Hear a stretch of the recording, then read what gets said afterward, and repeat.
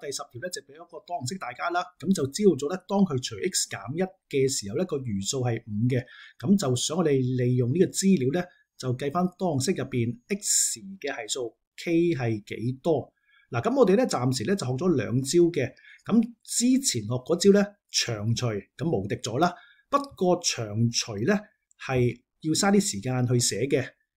好啦，咁我哋上一條例睇咧就睇過有另一個情況，就係話當你除緊嗰個數係 x 一次嘅時候咧，咁有個定理叫餘式定理咧，就會更加快脆幫我哋做到呢件事嘅。咁而家呢個題目入邊，當然地個除數就係 x 一次啦，咁所以咧我哋用餘式定理會較為理想。嗱，徒仔你務必一定要搞清楚幾時做長除。嗱，長除永遠做一定啱緊嘅，不過遇到呢啲情況之下唔快脆咁解啫。而餘式定理咧就局限於淨係做到呢個情況。唔係嘅，不過暫時我哋 DSE 呢個程度啊低少少啦，咁我哋就只係可以做到咁嘅啫。好嗱，我哋好快脆咧就同大家重溫下嗰啲恒等式先啊。咁我哋個被除數係都係翻個除數乘雙，再加翻上個餘數啦。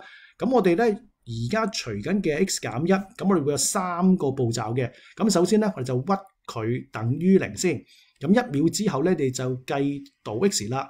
咁跟住咧，我哋用嘅方法咧就係用恒等式嘅觀念，咁啊就將呢個數字咧就代翻入去恒等式嘅右手邊。咁你當初呢嚿嘢呢嚿嘢 x 減1啊，你當初屈咗佢等於0噶嘛，係嘛？咁你代翻入去嘅時候咧，當然佢就0啦。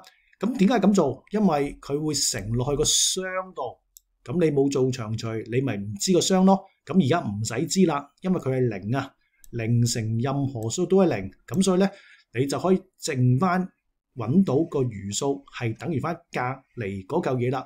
咁嗱，當然啦，代數字咧就要兩邊都代嘅，得唔得？咁所以步驟3就正就叫大家做呢件事啦。咁就請大家就將呢個 x 等於1咧，就代入去隔離大件嗰度啦。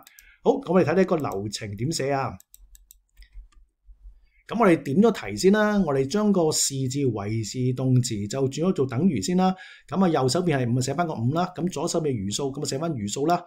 當然呢個你唔寫梗係冇問題啦，係咪？咁你問我考試，我都跳落下一行噶啦，係咪？點會寫呢句啫，係咪？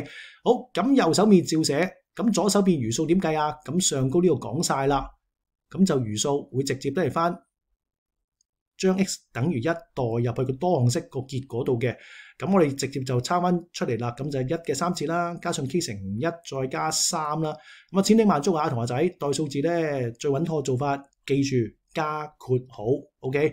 咁剩翻咧全部係啲加減啦。咁呢度就省略啦。咁最後咧同學仔，如果你真係做唔到嘅話咧，草好之做啊，唔好嘥時間寫啊，得唔得？唔好寫俾人睇啊。咁最後咧我哋撳一撳計數機，咁計到 k 睇翻正1嘅。